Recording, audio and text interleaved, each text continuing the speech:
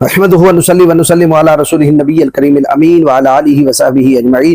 معزز ناظرین و سامعین، آصف علوی کا یہ دعویٰ، بلکہ صرف آصف علوی کا نہیں، ضمیر نقوی جو آج جہانی ہو گیا اس کا بھی دعویٰ، اور پتہ نہیں کس کس ذاکر کا یہ دعویٰ ہوگا کہ نعوذ باللہ من ذالک حضرت ابو طالب نبی تھے، نبوت کا قول کیا، جبکہ کسی نبی کو نبی نہ ماننا یہ بھی جرم ہے، اور کسی غیر نبی کو نبی ماننا یہ بھی جرم ہے۔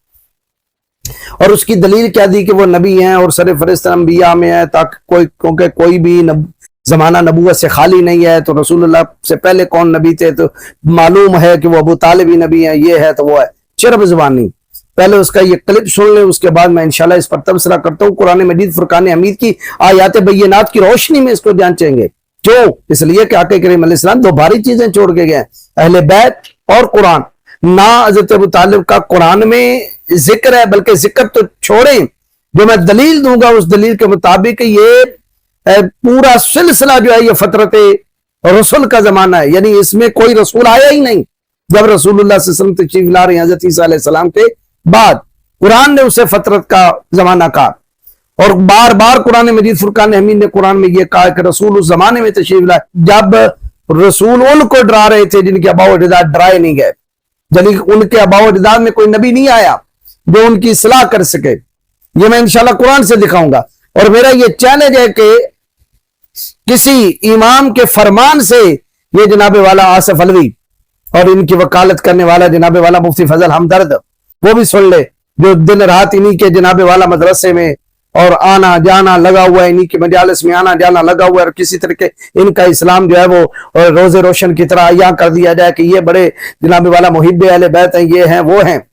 اس کو بھی میرا چیلنج ہے کہ آصف علوی کا نام لے کر باقاعدہ، یا اس عقیدے کا جناب ابو طالب رسول ہیں یا نہیں ہے، باقاعدہ کلپ بنائے اور الزام ہم کو دیتے ہو تم اہل بیت کے ساتھ نہیں ہو۔ ہم اہل بیت کے ساتھ ہیں، میرے مرشد، میرے ہادی، میرے مربی جناب حضرت امام جعفر الصادق رضی اللہ تعالیٰ عنہ کا کوئی قول، وہ حضرت امام محمد الباقر کا قول، میرے مرشد میرے ہادی حضرت مولا کائنات شیر یزدہ نے ایسے تو نہیں فرمایا تھا کہ میری محبت میں کھو کر کہیں تم دین سے متنفر نہ ہو جانا، تم ایسے اقوال نہ کہہ بیٹھنا کہ جو ہم نے نہیں کہے۔ اب آصف علوی نے کیا کہا وہ پہلے آپ سن لیں، اس کے بعد میں انشاءاللہ تعالی قرآن مجید فرقان حمید سے تبصرہ پیش کرتا ہوں، اور ایک اصول کافی کی عبارت پڑھتا ہوں، اس سے جناب والا یہ ثابت ہو جائے گا کہ یہ فترت الرسل کا زمانہ تھا، کہ حضرت عیسیٰ علیہ السلام کے بعد جناب رسالت مآب صلی اللہ علیہ وسلم تک کوئی نبی اور رسول نہیں آیا۔ وہ 600 سال کا عرصہ، کیونکہ 571 عیسوی میں نبی کائنات جان دو عالم صلی اللہ علیہ وسلم کی ولادت ہوئی، اور 610 عیسوی میں میرے آقا کریم علیہ السلام نے اعلان نبوت فرمایا، یعنی یہ 600 سال کا عرصہ یہ فترت رسول کا زمانہ ہے۔ کوئی نبی اور رسول نہیں آیا جس نے قوم کو ڈرایا ہو۔ پھر نبی پاک جان دو عالم صلی اللہ علیہ وسلم کی تشریف آوری ہوئی۔ پہلے یہ آصف علوی کی بات سن لیں، اس پر میں انشاءاللہ تبصرہ کرتا ہوں۔ کیا کہنے میں کہاں جا کے عمران پڑھوں جس کی انگلی پکڑ کے رسول چلنا سیکھے۔ صحیح بخاری میں حدیث لکھی ہے کہ جو کسی یتیم کو پالے، رسول کہتے ہیں میرے ساتھ ایسے ہوگا جیسے میرے ہاتھ کی 2 انگلیاں۔ اور کوئی بندہ پوچھنے کے لیے تیار ہے جو کسی یتیم کو پالے وہ تو مصطفیٰ کے ساتھ ہوگا، اور جو مصطفیٰ جیسا یتیم پالے۔ یہ جتنی بشارات ہوتی ہے جس میں یہ لکھا ہے کہ جو یتیم کو پالے وہ میرے ساتھ ہوگا، اس سے مراد ہے وہ یتیم کو پالنے والا مسلمان ہو، نہ کہ کافر۔ اگر کافر کوئی نیکی کا عمل کرے گا تو اس کا کوئی عمل بارگاہ الہی میں قبول نہیں کیا جائے گا۔ یہ شیعہ اور سنی دونوں اعتقادی کتابوں میں لکھا ہوا ہے، بس آگے واہ واہ واہ کرنے والی قوم ہے۔ پہلے ایمان پھر عمل صالح۔ لوگ حضرت ابو طالب کے ابھی اس بات پہ بحث کر رہے ہیں کلمہ پڑھا تھا یا نہیں پڑھا تھا۔ پیغمبروں کی فہرست میں ابو طالب کا نام ہے، پیغمبروں کی فہرست میں ابو طالب کا نام ہے۔ پہلے تو وہ فہرست دکھانی ہے نا، کہ قرآن نے حضرت آدم علیہ السلام کو نبی کہا، حضرت ہود علیہ السلام کو نبی کہا، حضرت نوح علیہ السلام کو کہا، حضرت ادریس علیہ السلام کو نبی کہا، حضرت ابراہیم علیہ السلام، حضرت اسماعیل علیہ السلام، حضرت اسحاق، حضرت یعقوب، حضرت یوسف، حضرت دانیال، حضرت جناب والا ذوالکفل، حضرت ایوب علیہ السلام، حضرت موسیٰ و حضرت عیسیٰ، حضرت ہارون علیہ السلام، حضرت یوشع بن نون، یہ وہ ہیں جن کو قرآن و حدیث دونوں میں انبیاء کہا گیا ہے۔ کچھ کے نام قرآن میں آئے، کچھ کے نام احادیث میں آئے ہیں۔ حضرت عیسیٰ علیہ السلام ہے، حضرت الیاس علیہ السلام ہے، حضرت عزیر علیہ السلام ہے، حضرت حزقیل علیہ السلام ہے، حضرت صالح علیہ السلام ہے، حضرت داؤد علیہ السلام ہے، یعنی کہ بعض انبیاء کے نام قرآن میں آئے، بعض انبیاء کے نام احادیث میں، شیعہ اور سنی دونوں کتابوں میں آئے. بتائیے پیغمبروں کی فہرست میں کہاں نام ہے جناب ابو طالب کا؟ بتائیے بھئی. کسی کو اٹھا کے منصب نبوت دے دینا جس کو خدا نے نہیں دیا، کیا یہ کفر نہیں ہے؟ یہ میرا سوال ہے مفتی فضل ہمدرد سے بھی، آصف علوی صاحب سے بھی. حضرت عیسیٰ سے لے کے رسول تک کیا یہ دور اللہ نے خالی رکھا؟ اس دور میں پھر اللہ کا پیغام رساں کون تھا؟ کس نے پیغام الہی دنیا تک پہنچایا؟ کس نے رموز رسالت رسول کے حوالے کیا؟ کیا یہ دور اللہ نے جناب عیسیٰ سے لے کر نبی پاک علیہ السلام تک خالی رکھا؟ بالکل خالی رکھا. یہ میرے سامنے قرآن مجید فرقان حمید کی آیات بینات ہیں. اب جو اس کا منکر ہے وہ دائرہ اسلام سے خارج ہے. آصف علوی صاحب بس پڑھنا مرنا کوئی نہیں، اپنی طرف سے مفروضے بنانے ہیں اور بنا کے گھڑ دینے ہیں. دین وہ نہیں ہے جو تمہارے منہ میں آ گیا، دین وہ ہے جو آسمان سے اترا ہے، جس کی تشریح توضیح تاجدار کائنات جانے دو عالم صلی اللہ علیہ وسلم نے فرمائی. اب یہ آصف علوی نے جڑ دیا. کیا یہ دور رسالت باپ کا خالی رکھا؟ رموز رسالت کس نے رسول تک پہنچایا؟ یعنی جناب ابو طالب نے. محمد تو یتیم تھا، تجھے ہم نے پالا. یہ تجھے اللہ کے ہم کہنے سے بھی پتہ نہیں چل رہا کہ ابو طالب کون ہے. ہم کا جواب تو میں آگے جا کے دوں گا، کیونکہ حضرت موسیٰ علیہ السلام کو بھی تو رب نے پالا، اور پلے کہاں؟ فرعون کے ہاں. تو کیا فرعون بھی ہم میں داخل ہو گیا؟ کیا فرعون نبی بن گیا یا خدا بن گیا؟ مفروضے گھڑنے ہیں، مفروضے. اچھا بہرحال ان کے ایمان کا یا کفر کا مسئلہ الگ ہے، وہ میں اس پر واضح نہیں آپ کو کر رہا، یا میرا یہ بنانے کا مقصد ہے نعوذ باللہ من ذالک کہ جناب ابو طالب کو میں یہ کافر کہوں یا مسلم کہوں. وہ میرا موقف میرے حد تک ہے. اہل سنت کے اندر اختلاف ہے. بہرحال جو رائج قول ہے جس پر جمہور کا عقیدہ ہے وہ ان کے کفر کی طرف مائل ہیں. بہرحال وہ میں انشاءاللہ ایک بار تشیع کتابوں سے بھی دکھاؤں گا اور آصف علوی سے پوچھوں گا اس کا مطلب اور معنی کیا ہے. لیکن یہ تمہارا یہ کہنا کہ یہ کیا دور اللہ نے نبوت اور رسالت سے خالی رکھا؟ بالکل خالی رکھا. سورۃ المائدہ کی آیت نمبر 19 کے اندر اللہ رب العالمین نے ارشاد فرمایا یا اہل الکتاب قد جاءکم رسولنا، اے اہل کتاب تحقیق تمہارے پاس ہمارا رسول تشریف لایا، یعنی تاجدار کائنات. یبین لکم، وہ تمہارے لیے بیان کر دیتے ہیں کھول کھول کر، علی فترۃ من الرسل ان تقولوا ما جاءنا من بشیر ولا نذیر، جو پیغمبروں کے سلسلہ کے منقطع ہونے جانے کے بعد، جب رسولوں کا سلسلہ کٹ گیا تھا، فترۃ من الرسل، جب رسولوں کا سلسلہ کٹ گیا، جناب عیسیٰ علیہ السلام سے لے کر تاجدار کائنات علیہ السلام تک کوئی انبیاء کوئی نبی نہیں آیا، کوئی پیغمبر نہیں آیا. یہ فترت کا زمانہ تھا.